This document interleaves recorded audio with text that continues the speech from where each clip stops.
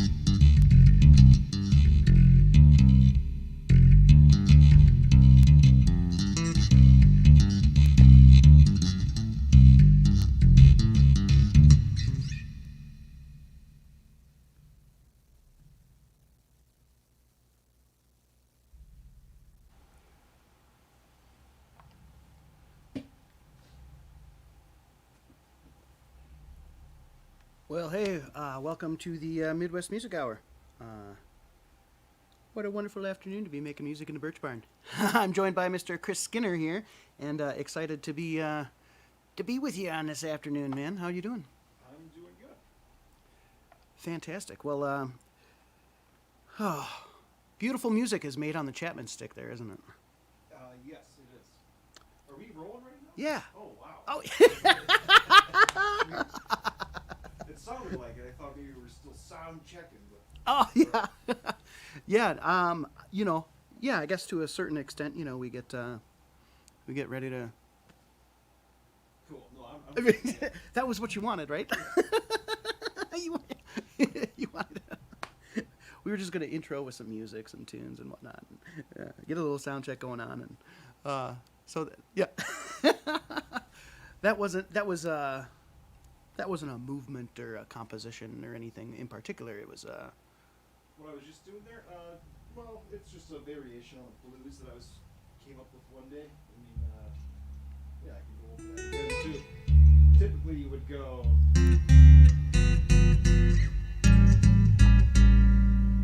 Right, 1, 4, 5, but I decided to throw in just a different chord for the turnaround. Gives it a little better flavor.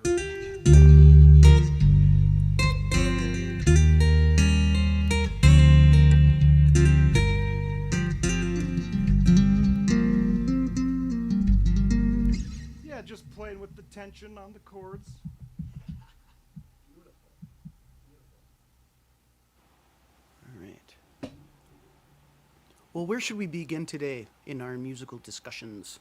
And Oh boy, I don't know. maybe, Maybe we start with just the Chapman Stick in general. I mean, we've talked about it a number of times before, but maybe there have been people out there that haven't caught a program where we've discussed how your relationship with the stick began. You know. Right. That is a worthwhile story to tell. I mean, so I started out playing guitar mainly. I played drums before that, but guitar was the first instrument I took seriously. Where am I look? Oh, ha! Good thing we did that sound check. Yeah. Okay. How's that? Much nicer. Thank you. Thank you very much. Yeah. So the majority of my beginnings of my music was playing guitar. For many years, I thought I'd just be a lead guitar player. And then, I don't know, I just kind of stumbled across it. I saw it on YouTube. Somebody was playing a Chapman Stick. I knew a person at the time that could play the two-handed tapping stuff, and that was all foreign territory to me. But it was really more by default, just trying to... I want to play guitar solos, so I need to record and make music to support all of that. And then just kind of by default... it works out well to tap. Tapping is a good technique for composing. So I could take a guitar, I'd be at work, find a little break, and I could take 3 strings and try to play a bass line, take another few strings and try to play a melody, or put them together and make a chord. So I'd already been playing with tapping, and somebody that I worked with just happened to...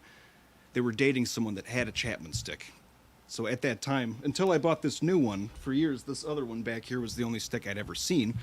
And I just sort of crossed paths with it, and it seemed like an opportunity I should jump all over. And so I did.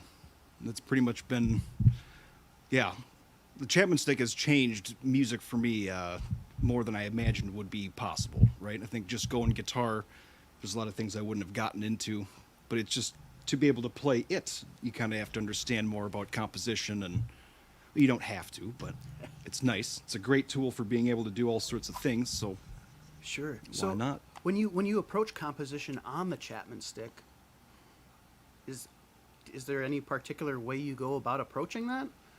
Or we could also say that you've got 2 of them, right? And they're strung differently. How does that affect their application and where they lead you on that musical...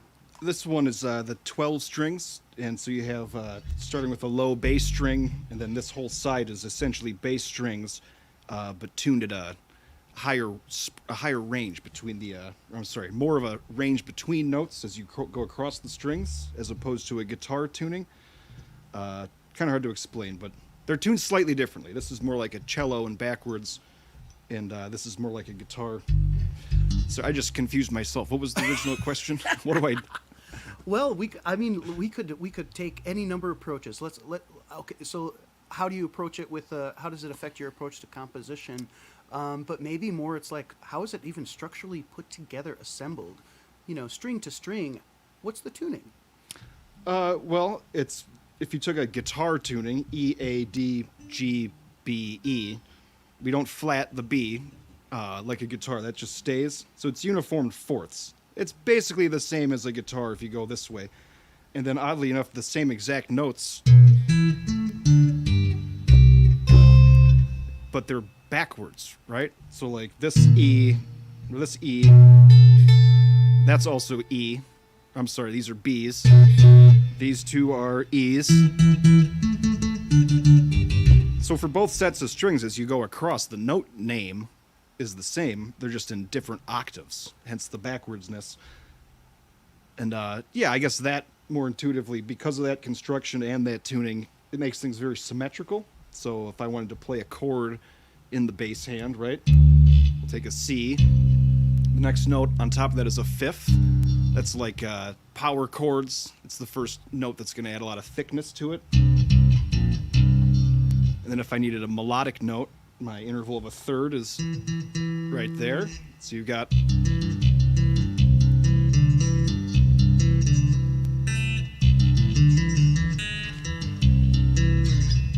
I don't know.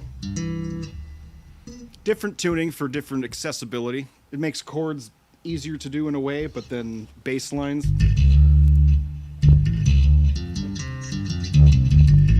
a little bit bigger. Gotcha. So it's yeah, because I it when you have the tapping approach, it almost seems like maybe it's intuitive, like playing a piano in a way. Yeah, it's like piano. Every note is attached to a finger, and finger somewhere there's a note, right? You tapping, making the noise. There it is, right? It's a lot like playing piano in that regard, except piano's linear, right? It goes this way, and that's right. And like you said, you're basically in fourths, right? Going this. well, like then before you even talk about in that Chapman doubles? Stick, you could just say that like a guitar. That's what makes guitar different than a keyboard. Keyboard's linear, and guitar has this thing going on where that string, that note is the same on the next string, so many frets apart, right? So it's more of a stacked way of going about it, right? Instead of having to look at music linear, you can see a linear pattern and then the next starting point, you get like a vertical or across the strings pattern. So Chapman Stick's just maximizing that on both sides. Sure. But unlike keyboards, right, you get all the Pitch bending and the in between. all the expression of a strung instrument. So yeah, it's its own thing. It's my opinion, it's the greatest comping instrument you could want. People talk about calluses on their fingers and whatnot. How is this thing on your digits? Well, even before Chapman Stick, I would argue that you don't really want that. I do better if your instrument is in nice quality and it's set up for function. You shouldn't be making crazy calluses or hurting yourself. That's not good technique. Yeah. Yeah, adjust the gear. Try to make sure that you don't need to have calluses. It's really not that big deal. The instrument is seemingly complicated in form, but it's actually really simple. It's really, in a way, easy to play. It doesn't take any energy to make notes. Just technique and making music is a little more complicated. Sure. But it's inviting to play. Yeah. Can be. Well, and I love hearing you play that, man. I think it's so unique in so many ways, and the expressive nature of what you have musically going on, I think is just so cool. Well, thank you. I think it's a lot of fun. Well, thank you. Speaking of that, how do you feel about getting into Some music? Some music. I would yeah. love to play some music. Fantastic. And then I'm seeing a red light on that microphone, so maybe while you're playing music, I'm gonna do some things as well as find some AA batteries. Okay. Get You want me that. to set this for you to grab or something? I'm just gonna. You could just take it out of there and toss it to me if you want. Oh, I don't want to damage your microphone. I'll just put it over here. All them little things. All them little things that we like to do. All right. Play something for you.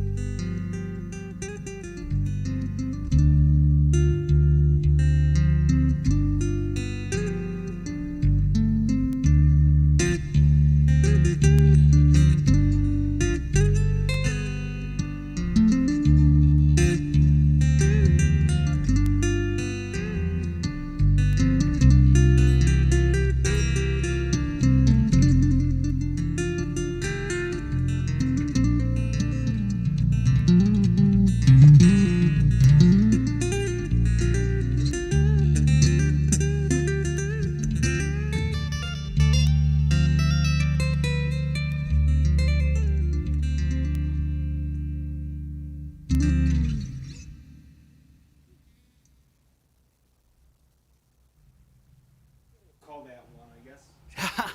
That was Mic sweet. good? Yeah, we're back online with that, and just pop that button to engage the power. Okay. Wow.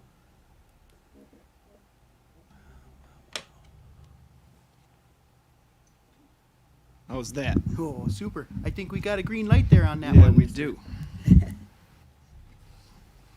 Wow. Okay, so what were we just hearing aside from amazing music? What wonderful stuff. What wonderful stuff. Yeah, but really just blues and jazz template songwriting material. Just like a jazzy chord progression that does some key changes. New thing that I like doing is take a scale. We'll say this one. And then by using music theory, try to figure out how many chords I can get away with using against that same scale, right?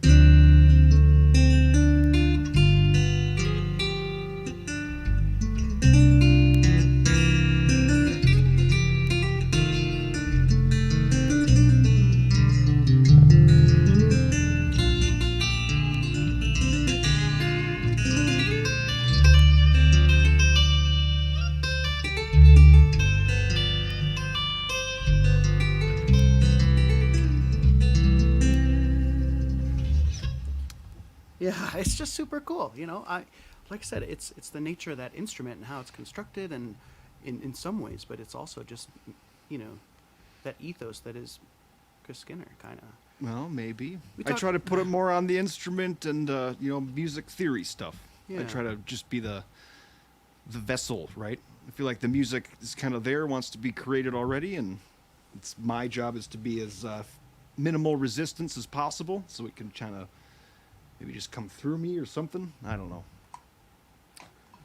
Yeah. How did you learn about music in the first place, and what helps you discover those things that you're looking to improve upon, or identify as like that next? Because you mentioned that, I mean, maybe you didn't necessarily envision yourself playing Chapman Stick like ever, or Or playing jazz or anything, or, all this sort of stuff. So I mean, obviously, Yeah, you just kind of you start, and then things just kind of they grow from there. I think the music theory bug, a long time ago, I would think, coming out of my teenage years, I'd play guitar. I learned a lot of Metallica songs, a lot of covers and stuff, and you would just think, man, these guys are so good. How do they know what to do? Like, how do you know what to do? How to write Master of Puppets or whatever? It just always baffled me. yeah. And so when I can copy, but how do you know what chords sound good, right? Well, Yeah. yeah, it turns out there's a whole bunch of books on that. It's called music theory, right? And, sure. So was it book based? You pick up yeah, a lot a of friend of research mine- material, and because I didn't go to school for anything, right? So a friend of mine was in school for music or something music related, and he had a Music Theory 101 course. And after he'd taken the class, he gave me the book. So that was my first, I took that book and I was reading just the basic stuff about harmony, chords. Early on, I was on a mission to figure out what a key was. I figured, like, if there was some sort of golden rule that said what chords worked with a scale, and then, yes, it's just funny that I didn't learn conventionally. I had to read about things. I would get curious, and, what is a key? What does this mean? What are modes? And actually, less of that. I just got the book, and I read and retained quite a bit of it. And then when you're doing your research, kind of like going back to high school, I figured I better take notes, right? So I'd read things, and I would take notes and make an outline, try to make the information I was gaining more accessible. And that's pretty much it, just researching stuff. Like, what do I not know about, and was that kind of centered around the notion that, I mean, were you in band, like, growing up in school? I was in band. I was like, I wanted to be good in band. I just within the public school system and all those kids, and I didn't have any outstanding musical talent. At a young age, I had to work for everything. Sure. Didn't exactly have ears either. Probably still can't sing quite well to pitch, and I would call myself possibly tone deaf, like prior, right? But Yeah. just from all the playing music, using patterns, and listening to music and figuring things out. I've developed some ears by now. Sure. And that's like the most rewarding thing to me is I hear something on the radio and I can think about it. I can hear it, and then I also know enough about like the composition of music to be able to just take it from ears and then bring it to the stick and try to comp that all out without looking at a piece of paper or what chord is what. And sometimes that happens. Sometimes it's not so easy, but Yeah. that's the goal. So, like Buckethead is one of your big yeah. influences, right? Is there who else is on that list of people that maybe you're listening to right now that inspire you? Yeah, I mean, it's interesting because music that I listen to that inspires me isn't necessarily sounding like music that I'm making, right? Sure. And I get inspiration from all sorts of crazy places. A lot of my inspiration is from music that I don't yet understand or stuff that's popular that I don't like. So why do people like this? Let me give it a good listen. Maybe just like the ceiling fan is going a tick, a tick, a tick, a tick, a tick. I just hear something going to that. So inspiration's crazy, but music that I really enjoy, Buckethead has been a big one for a long time. I just recently started listening to Fish again. That's probably 10 years since I picked up a Fish disc, and yeah, they are good. A lot of stuff. Great band. You got a favorite element of that, or? Well, like Rush could be another example. I mean, I got a lot of favorite bands. Van Halen was one that got me going on guitar way back. Yeah. But they all inspire you in different ways. One thing I could really say I like is like Fish, a band that every component is a strong individual element, right? So when Fish is playing, you can hear everybody what they're doing, right? The drummer, he sounds like him. You can tell that's him with his style. The bass player stands out and everything. It melds together, yet it's still isolated enough that you can hear the individual parts and then hear how they play off each other. And yeah, strong, outstanding components. I like things to be noticeable, nothing too boring, right? Yeah.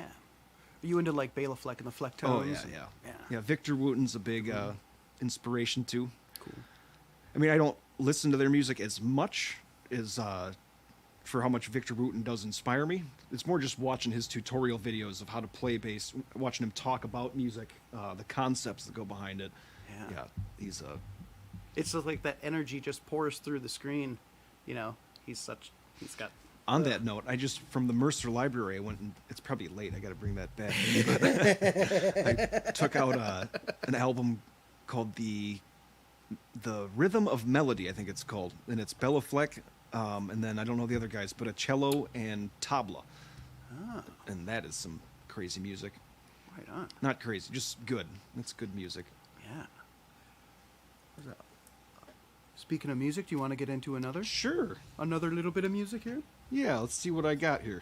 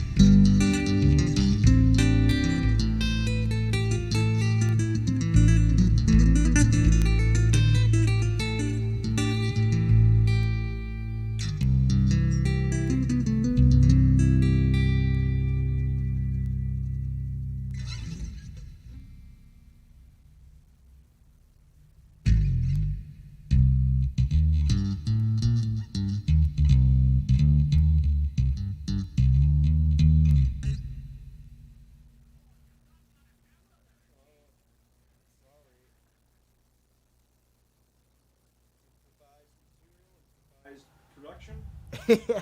We're all just going with the flow, man. Actually, that was a lie. That was not improvised. Oh, that's a was composition. Like, the closest to having a new song I've been in a while. Nice. And so when you are approaching composing that, is it sort of just unfolding itself before you? No, see that one. Or- Yes, always that is the case in root, right? I don't Sure. make music. Music wants to exist. Conduit. You're a right. conduit. Yeah, that's true. But anyway, that's a song that I wrote on the guitar.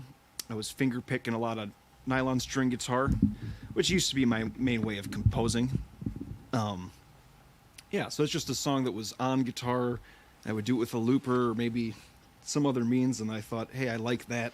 I like those chords. Let's see if I can just bring that over to the stick.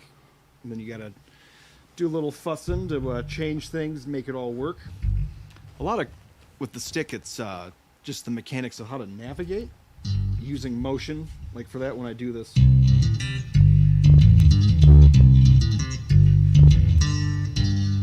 So you might be limited to what choices you can make.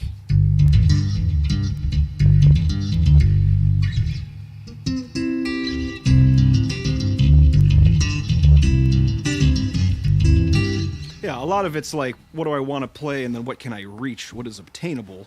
Which there's a lot that's obtainable, but just specific choices. How do I want to go about hitting that bass note? There's another one I might do later where similar groove, but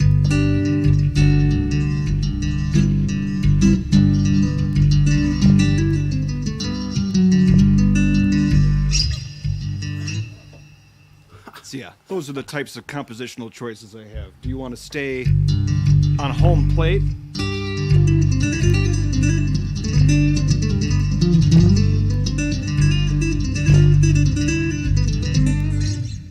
Be like back and forth.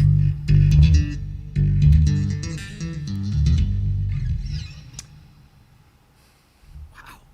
Just options. I'm just playing with the different options. Just some options Yep. there. Yeah. Do you have images that I don't know. I mean, I as a listener would enjoy listening, right, to a composition like that, and all of a sudden my mind starts to wander into some imagery. Yes. You know, is there, I don't know, how do you feel about that? Do you feel as though you want to deliver some specific imagery with certain compositions, and other compositions you want that to be open to the listener to develop their own, Yeah, I'd say universally I'm cool with people having their own thoughts and feelings. I'm definitely not trying to, impose any vision onto anybody. So I figure either you like it or you don't. Sure. I'm that guy. Yeah, but on a similar but different level, Dark Side of the Loon. Yes. Right. It was your take of Dark Side of the Moon, right? And that that incorporates some of those things that would pique that imagery, right? Yeah, absolutely. So I guess that's where I was going with that question. Like that, Dark Side of the Loon is very like, there's a huge imagery there, right? On a couple different levels. Yeah, but that imagery is unique in the perception of the person seeing it. Right, yeah. I try not to think about it too much, Sure. Okay. Yeah, I mean, I don't know, but so Dark Side of the Loon too, that's cover material. That one in particular, I wanted to try to be as accurate to the album as possible because it's a great album. Some music, when you're covering it, it kind of needs or deserves to be done very accurately, and then I feel like other songs, you can do them just as much justice doing them differently in your way, but I wouldn't want to do Dark Side of the Moon my way, right? Me personally. Right. So the imagery there would be like, how do I retain the essence of what, I felt when I first heard that album, which that's one of the greatest pieces of music. First time I heard Dark Side of the Moon, it was like, wow, I had no idea. Back to influences. Pink Floyd was a huge influence on me. Sure. And just the use of different types of chords. You know, they use a little sadder or a little prettier chords sometimes. Chords with a little more structure to them. Yeah, I like that. That really helps with the imagery too. Like you're crediting me for all these great things, right? But it's just music theory. It's and I could get into it or not. Probably better if I don't. Well, there's a lot there. It's a big cookie to chew on. Yeah, it is. Various different elements. But it's simple. Like if you were gonna play 3 notes, right? Your normal chord would go, right? Those are like the 3 notes that make up a normal major chord. But if you didn't play the 5th note and make it a 7th note, just, I don't know, major and minor 7 chords, and then 7s. There's just so much more voicing and texture going on. I mean, Yeah. yeah, Yeah. that's what makes the imagery. Yeah. Yeah, and right. Everybody kind of just interprets it their own Correct. their own yeah. little way and gets into their own little journey on it, and that is one of the beautiful things about art in general, and creating something for other people to experience. Yes. Because everybody gets their own experience, and that's really one of the cooler things about creating and whatnot. Yeah. Yeah, I mean that's why it doesn't bum me out that I don't sing or. I mean, now I play with old Pine Road Band, and that has vocals. I'm not against music with vocals, obviously, but Yeah. it doesn't bother me to do my own thing and just not have that element because, again, I'm not trying to paint a picture for someone else. I like music that sets a mood, and that's kind of what I would like to do, just put the mood out there. Yeah. For sure. In terms of recording and whatnot, we look at the soundscape. You're a multi-instrumentalist. The Chapman Stick is kind of something you've been focusing on now for just a few years, right? Well, just yeah, a handful of years. It's been an on and off again relationship with the Chapman Stick. Kind of pick it up, put it down type thing, right? Yeah, it was not easy to learn. Oh, for sure. But this time around, yeah, I got a new Chapman Stick, and it's a little fresher from the factory. That and just some of this other gear, I decided let's just eliminate all technical problems. I don't want to be able to say, oh, the strings are too high, and if there's any excuse for not having the results I want, it's going to be me not having practiced enough yet. And Sure. Yeah. Yeah. Yeah. I can relate. yeah. I guess it goes to like making records and stuff like that, and yeah, playing as a member of the Old Pine Road Band, you guys are doing all sorts of gigs and writing songs and doing that as a group, and when it comes down to your original compositions and stuff like this, when you get into the studio setting, to lay down these tracks and make a record, you're multi-tracking everything on your own, right? Mm-hmm. And how do you tend to like to load it with tracks, or do you kind of, I mean, there's a lot going on with even just like the Chapman Stick in general. Yeah, well, I'm yet to really do something I'm happy with recording wise with the stick, and yeah, Okay. it's a lot there's a lot of notes going on, so yeah, getting that integrated with other instruments, it takes a little bit more finesse, but it's not that complicated.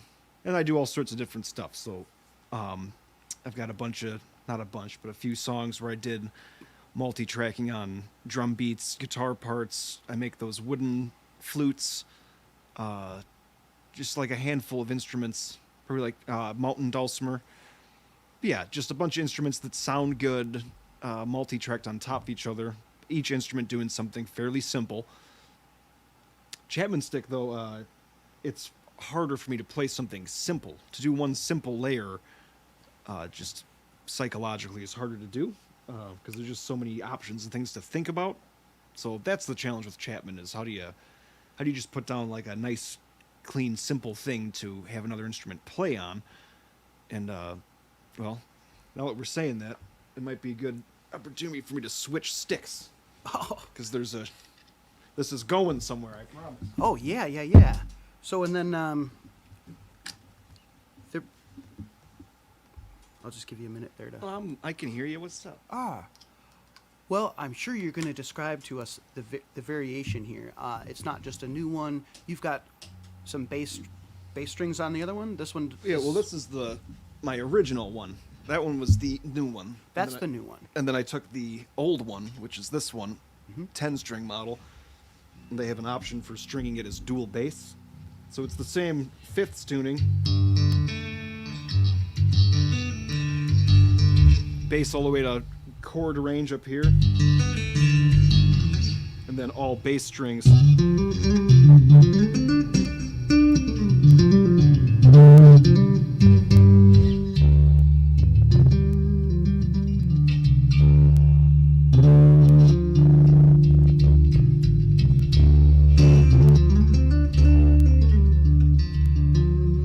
Yeah, so this one I could still comp. I can do chords and a lot of bass-liney stuff.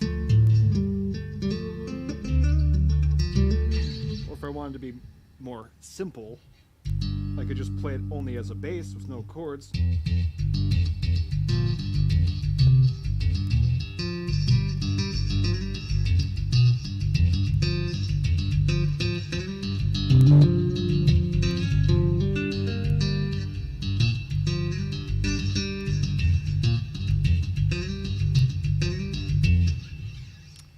So yeah, that stuff turns out after I got the new stick and then got this strung, I thought, oh, I guess I didn't need to do any of that because this is really fun, just being a double bass. Yeah.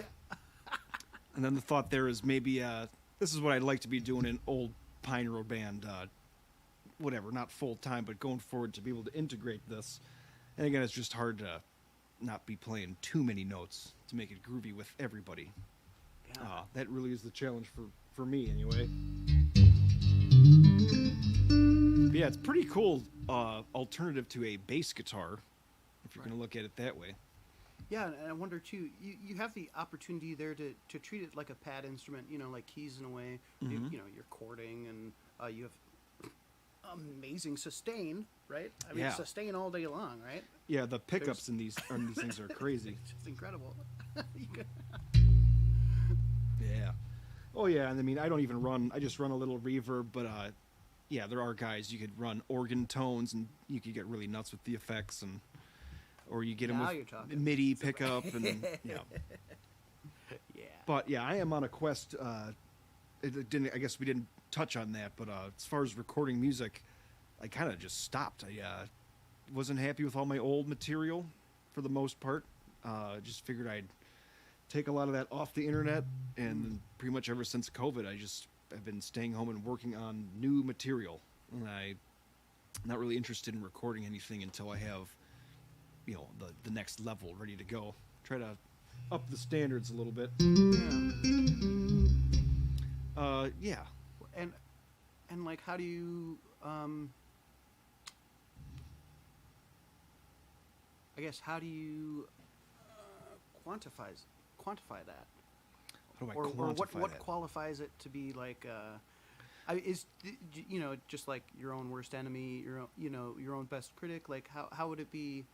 Right, what is the end result? Do you mean like the composition itself, or like the recording process left you with something that was not, but you still have like the core of a composition? What I want is to bypass a lot of the time-consuming aspects of like writing, recording, you record and then you got to make, you screw up a take and you got to retrack, and then, but my worst one is doing all that stuff well, and then 2 years later listening back on the stuff you made and you're like, that's not floating my boat. That's not as good as Bob Culbertson or Greg Howard, guys that I idolize, right? Sure. So I'm just crazy about like... Yeah, but then you're keeping it from me. Like, you just destroy it. I can't like enjoy it now. I mean, there's still stuff, and I'm not keeping it from you. I'm here. Yeah, that's right. You're here today, so I'm You grateful. can't say that. I'm grateful. No, and then the answer to that is that when it's coming soon, right? We're getting there, and then it's going to be better. It'll be a better quality product at that time. You're just such a perfectionist. But we're getting there. But I understand that I'll be a perfectionist forever. But the real goal is to like have enough technical ability to like not have again, I just don't want any interference. I want to be able to just pick the stick up, hear something, and the hands just go automatic, and I don't have to stop and think about what key, what scale would go here, and just to be better, more freedom to just pick up and go, and then to be on top of that and, playing well, to be able to just enter a recording situation where I just turn the thing on and say, all right, let's make music, get a drummer and just go. By the time we're done playing, be able to just listen to it back and say, yep, that's good. Let's put that out the door. And then think of the time you'll save with the writing music that you don't like and having to do all these tracks. And Yeah. I figure just, get the practice out first.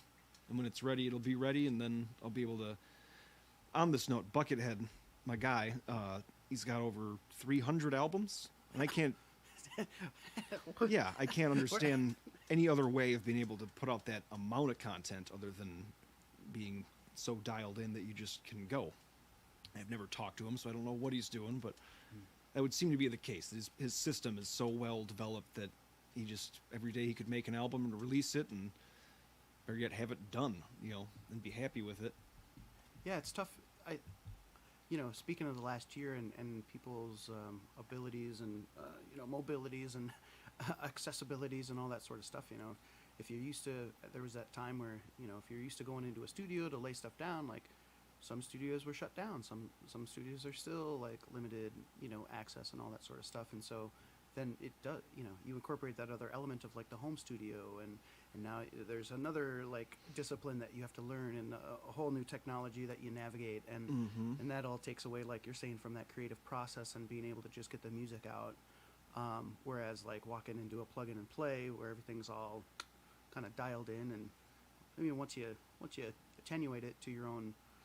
Yeah, that still takes time, and there's all sorts of non-musical distractions out there. Not distractions, but aspects of things that are not necessarily the music itself. And I just try to focus on the music itself. That's you can't do it all, so I'll just try to do one thing good. Right. Well, speaking of doing things good, Should we try? Yeah, try to do that. We're always. Oh, yeah. I'll try. I'll hit you up with something else after we get off of this. Oh, you can hit me up now. Oh, I mean, I was just gonna say that I wasn't sure if you ever come across that book called Zen Guitar. No, never heard of it. So I'm thinking I found this book at a bookstore down in Nashville, and I think I dropped it off with my buddy Dave Tronier. And it just discusses that Zen mindset, that approach to life in general, and applying that towards, music, guitar, right, in this particular instance. And in a way that we always strive to improve, that's kind of like the whole thing with putting on the white belt or whatever. It's like you only have room for growth and more knowledge and experience and all that sort of stuff every time. Every time you put the instrument on in your hands or whatever. Every time you get on stage is an opportunity for something, a new exploration, a new experience, like more growth, new growth. Being open to that with that Zen mind frame or whatever. And maybe that's the best as I can sum it up in a nutshell. It's been a couple years since I. That sounds very, very martial arts with the Zen, with the place of learning sort of thing. Everything's a learning experience. Yeah, I kind of wish maybe I'd be happy if I didn't need so many opportunities to speed. If I could just speed up the process and get better faster, it would make me happy. But you can't do that. Well, it's everything in its own time. It's you can't rush it. You can't rush it. It's like yeah, and then it's crazy, and then you're trying to do something. We were talking about this earlier, setting up, but then the goal changes. Like you working on something, and then the whole vision. Yeah, again, I started playing drums and then played guitar, and thought I was going to be like some, awesome lead guitar player in a jam band. And now, like, what am I doing? I don't even. When I was 20 years old, I wouldn't have ever guessed I would be not doing that. Right. It's crazy. But that's the other part of it too. I mean, you've been drawn to music for a long time. Oh yeah, and forever. It's something you're passionate about. It's something you've you like I said, you were drawn to it at an early age, and you kind of always, at least, you had that vision like it was going to be part of your life, you know, forever, that type of thing. Whether or not it was maybe the driving force behind like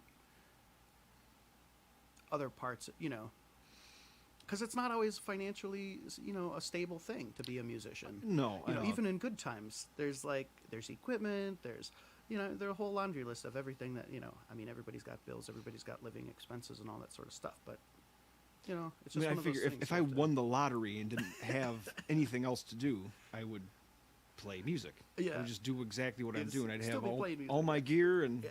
I'd just be trying to do what I'm doing. So Yeah. why wait to win the lottery, I Right. guess. Just go for it, right? Yeah. Yeah. Well, I'm certainly glad you're doing it. Well, I certainly appreciate the music you create and put out there and help bring into this world. well, thank you. Got a lot of cool stuff going on. So I'm gonna shut up and I'm gonna let you get back to it. All right. That's all.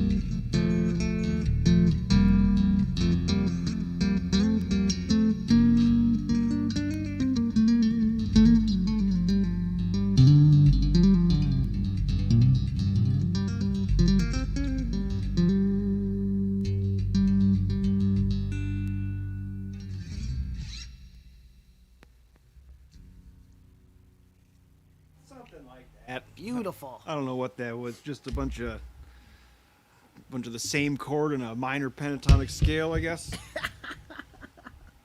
Oh, it ain't nothing but a blues variation there, Yes. ain't it? I'm making noises.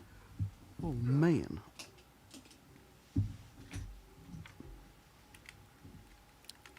So we're coming up on the warm season, aren't we? Oh, are we? When's that? When's that? Yeah, when's that, he says. When is it going to be warm? When are you going to be getting out there and doing shows as the Chris Skinner Chapman Stick solo performer, or are you mostly sticking to Old Pine Road band shows this summer and keeping that as like a live performance thing? And I'm doing Not shooting down doing live gigs. Okay. No one's been asking for, since COVID was going on. I do have one gig for myself in the Ontonagon Performing Arts Theater, Oh. June 25th. nice. They reached out to me. Other than that, every other gig is just through Old Pine Road. Not just, but that's a fun situation we have going there with those boys. Yeah. And we have a lot of gigs coming up, so that'll be a hoot. But no, I'm receptive to playing. I just haven't been. I don't really promote myself a whole lot anyway, because again, if it isn't the act of making music, then I tend to not do it as much.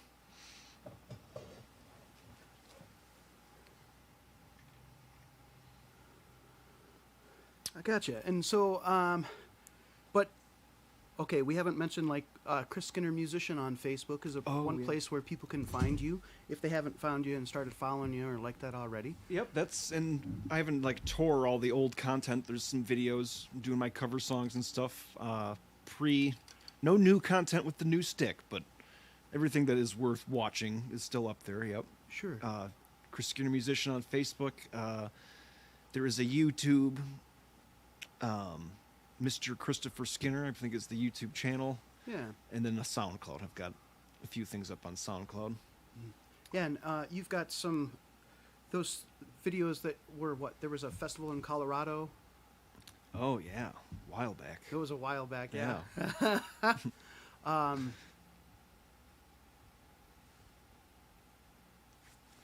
How are things different, in the Northwoods compared to a place like the music scene in Colorado that you were there for a little while? I was there for a while. Number of years ago. I mean, I was so busy working, I didn't really make a lot of time to get into the music scene.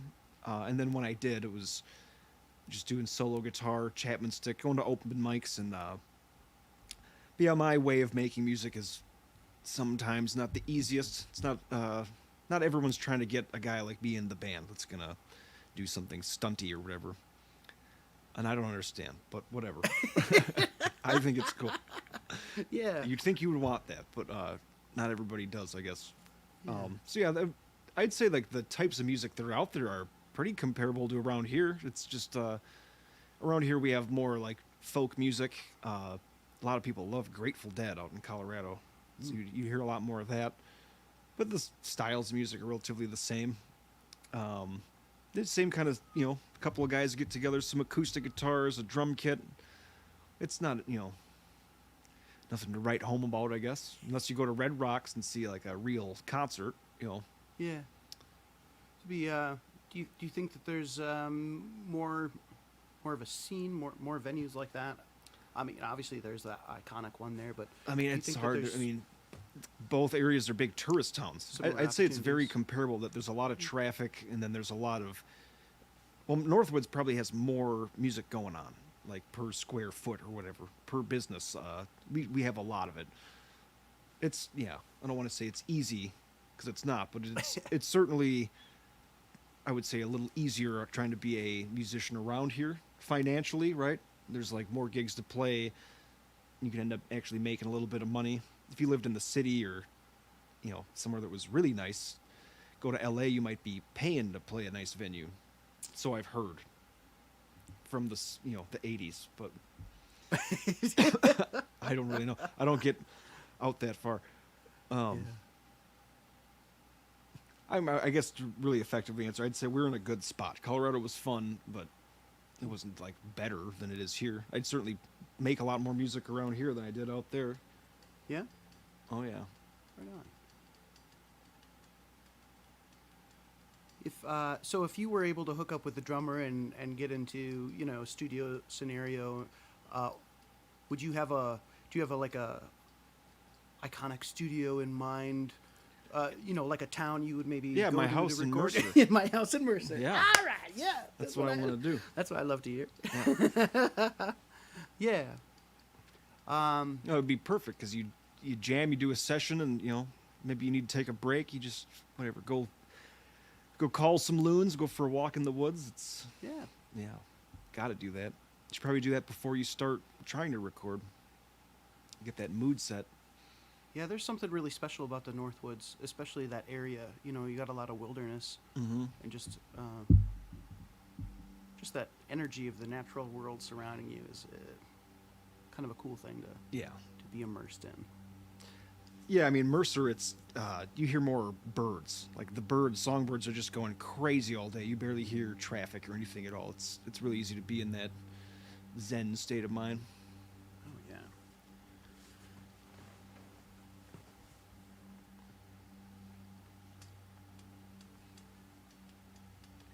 Gear. You've got a simple pedal board set up for the Chapman Stick. Yeah. What do you got running through there? You've got reverb. You're talking about a precision limiter, right? I used to use some limiters. I bought this thing called a Step About. There's this a stick player, Greg Howard, was like the first stick player that ever really blew my mind. He's got one album in particular that I've listened to just so many times. Big inspiration. And just, he's the guy, I used to always say, he wrote the book on Chapman Stick. Apparently, a few guys have written books. There are a few books. Okay, I just didn't know. But he's like, his technique is kind of the whole thing I'm doing where you want this complete independence to tackle any musical thing that might, come your way. A lot of motion and whatnot. But just something about his sound. He just sounds really good. And I guess he worked on or designed this pedal called a Step About. It's not like a pedal that does effects. It's just like a direct box. What do you call it? It's a preamp. Oh, okay. But it's split and then preamped EQ'd or whatever to work well with the full range pickup, and yeah, I don't know. It's just it gives me like creamier bass, treble. I can scoop the mids and kind of customize how exactly I want each side of the stick to sound, and then I can balance them together, and then it gives me routing options for the output. So I could run like each side of the stick through different stuff, right? It's like set up for that. Mm-hmm. You could blend it. It's all out of everything, or maybe bass that side, different effects or whatever. I choose to just like use that to get a nice balanced sound, and then right to the amp, make it sound good, and then I just a little reverb pedal just to give it a little bit of that echo sound. Maybe delay if I'm feeling really crazy. Sure. Yeah. And do you think you'll ever split that signal and go with like a stack and another Oh yeah. stack I mean, I probably won't go with the stack because I just bought a Volkswagen Rabbit. I don't think I'm getting the stack. we're downsizing. We want to Yeah. make it. Don't you see? I just got the stick. It's like 10 instruments in one. Right?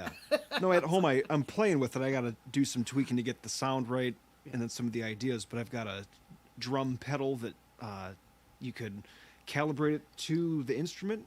It's for a guitar, but I could calibrate it so that a low note makes a bass drum sound, a high note makes a snare drum, and I can tell the pedal play a drum beat, and then that syncs up to a looper, right? So that's all timed, and Sure. and then again splitting the effects out and doing some different things with auto wahs, octavers, distortions. Sometimes I'll take the other output and then go right to a tube amp, and then get the melody end going like a real guitar amp, right? That sounds pretty nice. But these things are all down the road. When I'm fluidly able to just write and play stuff quickly, write a bunch of music, it'll be easier to get in bands and do that stuff versus having to get together and take a year or whatever to write songs and get good. We're just gonna do that first, and then we'll just put some effects on it. It'll be that easy, right? Yeah, yeah. What about tracks? Are you a fan? You think maybe when it comes down to even like percussion and stuff like a drum machine, making a beat, playing along with that, or ripping some tracks in the home studio, bringing them out and incorporating those into the solo show. What's your thought on that? Or have you done that before with tracks and stuff that you've made? And then Oh brought yeah, to- yeah. I mean, I've got brought to performances? Well, Yeah. speaking like those Colorado shows, were those done, or were you just heavily looping at the time and I guess like when you said the Colorado shows, I thought you were talking about some stick performances I did, but no, I've got some other ones where I went down a whole rabbit hole listening to some certain Buckethead albums. Yeah. And I thought I would make you had that like backing track music for like a lead guitar. Telecaster, like a blonde Telecaster or something. No, it's a or is that a Strat? it's a graffiti yellow USA Strat. Okay. So yeah, so I did an album like just a handful of like upbeat. They're like electronic music meets rock and roll in Yeah. kind of a strange way. And Live just, drums or no, I did it all MIDI? programmed it with MIDI. sure. I would never program something I can't play, yeah. That would be hard. If I can't play it, I can't understand it, so I Yeah. don't know what to write, Sure. right? But yeah, I like to program and build the drums because then I know where everything is musically, compositionally, where's the accent and what's going on. And- I'm just so picky, man. Like listening to music. Most of my experience listening to music, even my favorite bands, Metallica. When I was a kid, it's like these guys are awesome. And in the middle of the guitar solo, I sometimes would go, I wouldn't have done that with it. Maybe there's a different thing to go. Right. I'm just so picky with stuff. Yeah. Yeah, so I kind of have to program the drums. Also, because man, playing drums is not hard. Playing drums is fun, but playing drums like tight to a click track a little trickier. I know there's a lot of guys that can do it, but for me, I'm just never happy with the sound. If there's one imperfection, it drives me nuts, and I would just rather program it at that point. But that is also just like working by yourself all the time. It's hard to do so many things, right? And then you have too close to the project, I call it, right? Yeah. Whereas if you just had just another guy to play the drums, that wouldn't be a problem. I could let things go. But if I'm making everything, yeah, I'll program it with MIDI. And then I did that again. The whole thing made like another set of songs to go with my Flying V, right? Different guitars, different tones, Yeah. and then another set of songs like that, more heavy, more electronic for a 7-string guitar. So yeah, that's on the list of things to do. Is how about just like some drum and bass? It's like some dance grooves, something funky to go. Just drums and Chapman Stick. Yeah. I have some preloaded tracks for that. It's all coming. I got all these ideas, but some of that stuff though, it's where do you play that? You know, the backtrack music. That's fun to. That's how I met Phil. I would go to an open mic. Phil was the host. Phil Wickham. Yeah. I just come in and drop a laptop computer. Can you plug this in with an aux cord? And it's like a whole band ready to go with an electric guitar. Nice. But yeah, outside of that, you know, if I'm doing a solo show, nobody really wants that, right? 45 minutes of nonstop guitar solo. I like that, but that's not product for playing at the Pines or stuff like that. You know, Well, maybe maybe there's a different venue. Maybe maybe there's Project a venue out there. Mayhem. Project Mayhem had me a couple times. I did one of those sets like that there. Yeah, I know our buddy Chris is really thrilled by your music, in general. Hopefully you're into going back there if invited and I whatnot. would hope so. Yeah. Nice. Yeah, because that's a nice stage Yeah, and it's- great event to be part of. Yeah, they put a lot into making that run too. It's Yeah. it's cool for just a little private thing. Yeah, super cool. Well, and yeah, there's probably something out there. I guess there's one cool thing about when something doesn't, when there's like a gap somewhere or whatever, maybe it just means that there's opportunity for somebody to like pick up and say, we could do something, that somebody else isn't doing. Yeah. And that might be perfect for what you're doing. You're all about this. Situations are opportunities. Yeah, I like yeah, that. for sure. Because what are they if they're not? Yeah.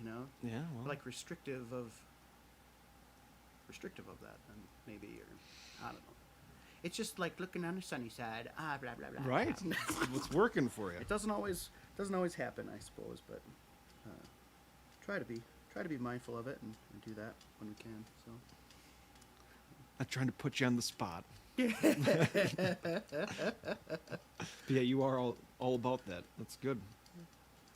I'm not always so optimistic. It's easy. Sometimes the optimism can take me into places I wasn't trying to go, and Yeah. it just makes more work. Yeah. Right? Oh, it's a burden. It's a burden. Yeah, and that's pretty much how I feel about every album that I've recorded, Yeah. But yeah, being able to have that skill of like laying down your own tracks and take the time in your studio at home and everything like that, it's just the cost to creative factor is worth it. Yeah, it's all just a learning experience. You're all about opportunities. I'm all about the learning experience. I like to learn. And some of this stuff, you can't just read about it. You have to do it and fail at a whole bunch of stuff. And Yeah. it can be technical. It's like, that's the scariest thing about the commitment, jumping in and accepting, the fact that failure might be an inevitability. Yeah. Somewhere along the line. Yeah, I guess, I never assumed anything was going to possibly suck doing music until I'd been in it for too long. Yeah. You start to get a little, like, reality, Yeah. because creating music, playing music, it really does, hopefully, I don't know, maybe it's a shared experience, but, not only does it transport the listener, but sometimes I find myself getting transported by, when I'm playing or whatever, Oh, and, yeah. there's just something about it. Yeah, that's about, I don't know. I get sidetracked. I lose my train of thought. That's right. I just want more music, Chris Skinner. I Yeah. just want more music. I could do that. Let me think of what should I play here?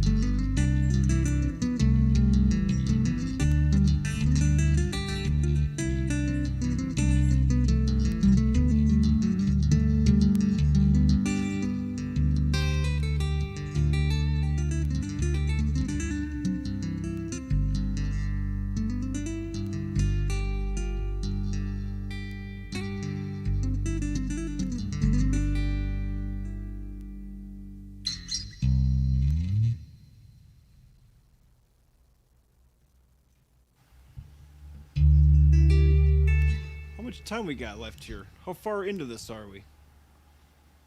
We are an hour and 23 minutes into this session. Oh, wow. So we are, you know, for technical purposes, kind of covered. Yeah. You know. I didn't realize we'd gone that long. Yeah, right. Me neither. But you know, I do have a clock up I was there. looking at the American flag, like, yeah? I do have a clock up there. This, you know. Yeah. Yeah. Gotcha. I don't know how to read those. I'm from the digital Yeah. age. Yeah. But you know me, I mean, I enjoy it so much, and I've just, you know, I would never tell you to stop. Yeah, well, But inevitabilities, right? right. I don't know how much more material I have that's, like, super awesome, in my opinion, but Yeah. Right? maybe I'll do another one of them bluesy, jazzy things, and Want to do one more for time purposes, for like the music element of, yeah, and then call her good? I Of think course. that might be good. I mean, I appreciate everything. Thank you so Yeah, much I- for being here today, and for sharing a lot about the Chapman Stick and your musical journey. Oh, yes. Anytime. Really appreciate it. Thanks for having me. Absolutely. So what shall we call this one? Bluesy jazz. Bluesy Jazzy. In 3 keys. Bluesy jazz in the key of 3. In the right? key of 3. There you go. Love it.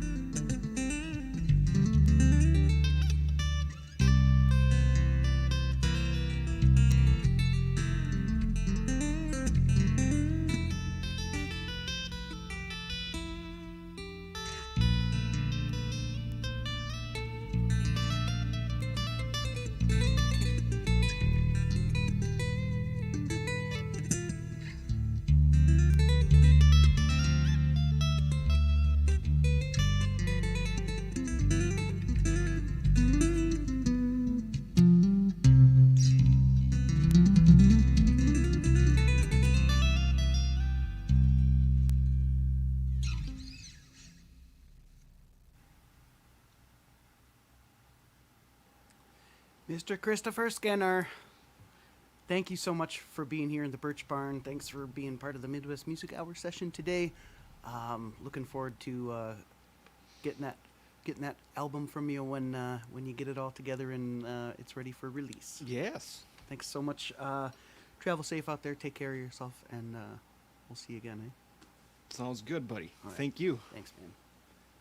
Thanks for tuning in to this session of the Midwest Music Hour, and thanks for your continued support. Look forward to the next one. It's going to be this Wednesday, so tune in. Wednesday night, I'll have another session. Yeah. All right. And we're going out. La la la la la la la la la la la la.